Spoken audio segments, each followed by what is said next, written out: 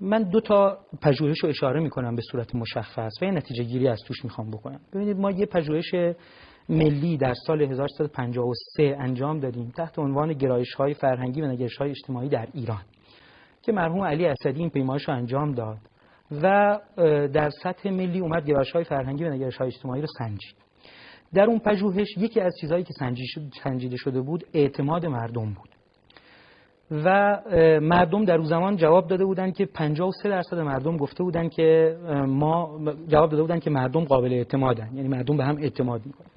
این پیمایش در سال 1383 یعنی 30 سال بعد عیناً تکرار شد توسط آقای دکتر محسن گودرزی و نتایجی که به دست اومد فوق العاده تکان دهنده بود. چقدر الان مردم به هم اعتماد دارن؟ 24%. یعنی ما اعتماد اجتماعی مردممون در طول 30 سال گذشته نصف شده به هم.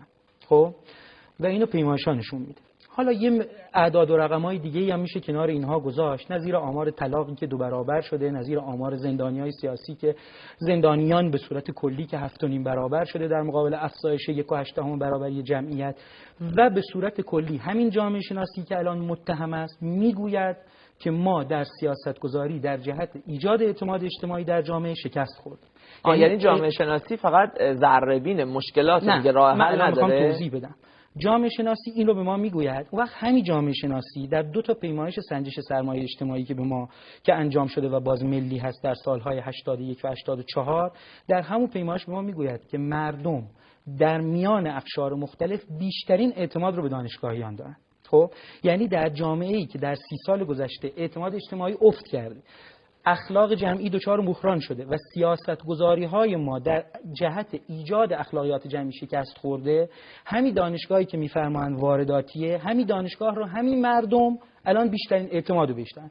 پس دانشگاه رسالت خودش رو در ایجاد اعتماد اجتماعی به مردم به خوبی انجام داده و امروز مردم دانشگاه رو به عنوان نهاد مرجع میشناسن و بیشترین اعتماد رو به دانشگاه دارن. بیشترین اعتماد رو به دانشگاهیان دارن ابراز میکنن. بنابراین دانشگاه به صورت عمومی همین نهادی که میگویند وارداتی است، همین چیزی که میگویند غربی است، اینها ارتباطش رو با جامعه برقرار کرده و ارتباطاتش رو بیش از بسیاری از نهادهایی که ریشه در سنت ما دارن با جامعه برقرار کرده. به گواه همین پژوهش‌های باز من ارجاع میدم به اون جماعتی که در واقع نیومده از نظریه‌های به قول ایشون وارداتی و اینها استفاده کنه و از میدان شروع کرد. ببینید این یه پژوهشی است، مجموعه پژوهشی است تحت عنوان گزارش وضعیت اجتماعی ایران 80 تا 88. خب یه سری مقاله اینجا هست که در واقع پرداخته به مسائل مختلف جامعه ایران، اهم از جرائم، اعتیاد، خشونت خانوادگی، خودکشی، تنفروشی، فقر و نابرابری. آقای دکتر راغفر، آقای دکتر نجفی ابرندآبادی، آقای نمیدونم خانم شهلا کاظمی پور، مسئله مهاجرت، خود آقای سعید مدنی، اینها بهش پرداختن. سرپرست این پروژه پژوهشی کی بوده؟ آقای دکتر سعید مدنی. امروز آقای دکتر سعید مدنی 2 تا پژوهش مهم دیگه هم انجام داده. یه پژوهش در مورد اعتیاد انجام داده و یه پژوهش در مورد روسپیگری انجام داده. و مشخصا رفته سراغ میدان، رفته سراغ معتادا، سراغ روسپیا، سراغ کسایی که تحت همین برنامه‌های توسعه‌ای که ایشون می‌فرمایند له شدن، آسیب شناسی کرد. ولی امروز آقای سعید مدنی کجاست؟ امروز آقای سعید مدنی در زندانه. به چه دلیل؟ به دلیلی که علوم اجتماعی بهش اعتماد نیست. علوم اجتماعی متهمه. نمیشه شما صبح تا شب وایسین بگین علوم اجتماعی علوم سکولاره، علوم اجتماعی همینجوری که میگن علوم اجتماعی غربیه، علوم اجتماعی علوم ملحده. بعد پژوهشگراش هم به جایی که قدر ببینن اون کسی که دلش میسوخته، رفته روی فقر کار کرده، رفته روی روسپیگری کار کرده، اون وقت به خاطر همین پژوهشایی که کرده و نشون داده که در عمق جامعه چه فاجعه‌ای در جریانه، متهم میشه به سیاه‌نمایی و راهی زندان میشه. اون موقع ما نباید از این علوم اجتماعی متهم ناامن انتظار داشته باشیم که بتونه مشکلی رو حل بکنه. در مورد همین برنامه‌های توسعه‌ای که ایشون می‌فرمایند من بهتون ارجاع میدم، برید حتما بخونید. پایان نامه آقای یاشار دارالشفا، کارشناس ارشد دانشکده علوم اجتماعی دانشگاه تهران روی همین ارزیابی برنامه‌های توسعه نوشته شده. برنامه‌های توسعه رو آقای مهدیار اقتصاددونا نوشتن، برنامه‌های توسعه رو علوم اجتماعیان ننوشتن. علوم اجتماعی‌ها همیشه منتقد برنامه‌های توسعه بودن، کسی صداشون نشنید. برید ببینید آقای پرویز پیرانی که از دانشگاه علامه اخراج شد، از همون موقع داشت هشدار میداد. آقای پرویز پیران رو ول کنید. آقای فرامرز رفیعپور همون موقع نوشته بود جای رشادت‌های سربازان ما در میدان‌های جنگ را زرنگی‌های ما در صف‌های نانوایی خواهد گرفت. ولی از علوم اجتماعی انتظار داشتیم که سرویس بده به آن چیزی که قدرت می‌خواهد عملیاتی بکند. علوم اجتماعی نمیتونه این کارو بکنه. علوم اجتماعی میگوید اگر این کارا رو کردی با این پیامدها روبرو خواهی شد. می‌خوای بکنیش زندان، بکنیش زندان. امروز علوم اجتماعی از طریق وارد کردن همین گفتمان علوم اجتماعی اسلامی به صورت نهادی در معرض تهدید اومدن یک گروهی ایجاد کردن در دانشگاه علوم اجتماعی دانشگاه تهران تحت عنوان جامعه شناسی اسلامی. بعد اومدن به سرعت بیش از 20 دانشجوی کارشناسی ارشد گرفتن. امسال 4 تا دانشجوی دکترا گرفتن. نه طرح درساش معلومه، نه معلومه اساتیدش کیان، نه معلومه چیکار میخوان بکنن، نه حاضرن برن یه جای جداگونه. یعنی علوم اجتماعی رو ما بیایم به صورت بوروکراتیک با اداره با تصرف میزها بیایم بگیریم، بعدم انتظار داشته باشیم علوم اجتماعی کار بکنه. ما به یک جریانی امروز روبرویم دانشجوها بشیم، یعنی میزگرایی اسلامی. بذارید من اینو بگم واقعا. ببینید این آسیب شناسی حکومت دینیه. متاسفانه به دلیل اینی که ما کسانی که بیان ابراز بکنن که آقا ما داریم در راستای اهداف حکومت دینی کار میکنیم، اینا خواسته و ناخواسته از رانت بهره مند میشن. امروز میان و میگن آقا ما میخوایم علوم اجتماعی رو اسلامی بکنیم. به سرعت امکانات در اختیارشون قرار میگیره، به سرعت نهاد در اختیارشون قرار میگیره بدون رعایت شدن ضوابط علمی. اینا حرفای من نیست، من بیانیه بسیج دانشجویی همرامه که میگه تأسیس یک شبه و فاقد کارشناسی دانشکده علوم و فنون نوین و گروه جامعه شناسی مسلمین در دانشکده علوم اجتماعی دانشگاه تهران.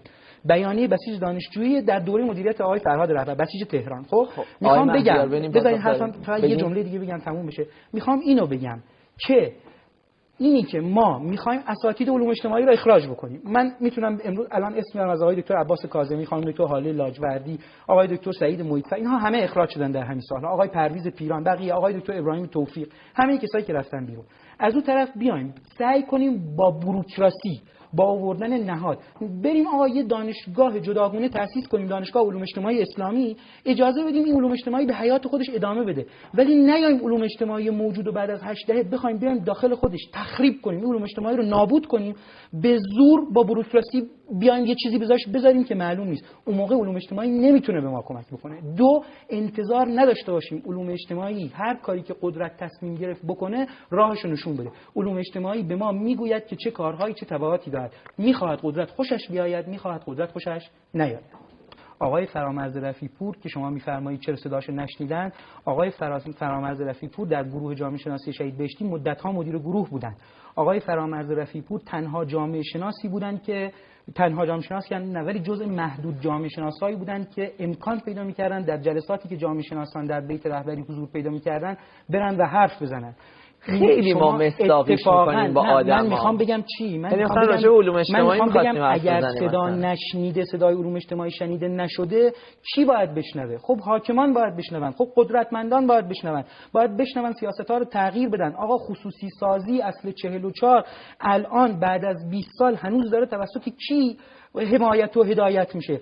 بحث دولت‌ها اصلا نیست، بحث بر اینه که اراده است که بر کلیت نظام حاکم شده، گفتمانی است که بر کلیت نظام حاکم شده. چرا به اصل 43 به اندازه اصل 44 توجه نمیشه؟ علوم اجتماعی گفته این حرفا رو، ولی قدرت و قدرتمندان که حرفشو نشنیدن. آخه شما چرا دانشگاه تهران رو مثال میزنید؟ آخه حرف دانشگاه بهشتی رو دانشگاه تهران بشنوه خیلی مهمه. حرف دانشگاه بهشتی، حرف آقای رفیع‌فر، حرف آقای فرهادی، حرف آقای یوسف اباظری، حرف اینها رو حاکمیت باید بشنوه. حرف سعید مدنی رو حاکمیت باید بشنوه. سعید مدنی که میگه آقا وضعیت فقر، وضعیت روسپیگری در این مملکت بحرانی است، باید خدمات اجتماعی بدهیم، نباید بیایم قراردادها رو موقتی سازی بکنیم، نباید بیایم نیروی کار رو تعدیل بکنیم، نباید بیایم سرمایه‌های اجتماعی رو از طریق موقتی سازی‌های قراردادهای کار، از طریق خروج نیروهای کارگاه‌های 10 نفر از شمول قراردادهای کار بیایم سرمایه‌های اجتماعی رو تخریب بکنیم. باید به جریانات مدنی اجازه تشکل بدیم که از حقوقشون دفاع بکنن، به معلما، به کارگرا. همین چند وقت پیش داستان روز کارگر بود. شما ببینید با کارگرای ما در روز کارگر چه اتفاقی افتاد. یه شیرینی میخوان در سندیکای اتوبوس واحد پخش بکنن، بهشون اجازه نمیدیم. جامعه شناسی اینها رو گفته، ولی قدرت تمایلی به شنیدن حرفای جامعه شناسی نداره و این حرفی که آقای دکتر یوسف اباظری میزند شاید گوش قدرتمندان باز شود و حرف علوم اجتماعی را بشنود.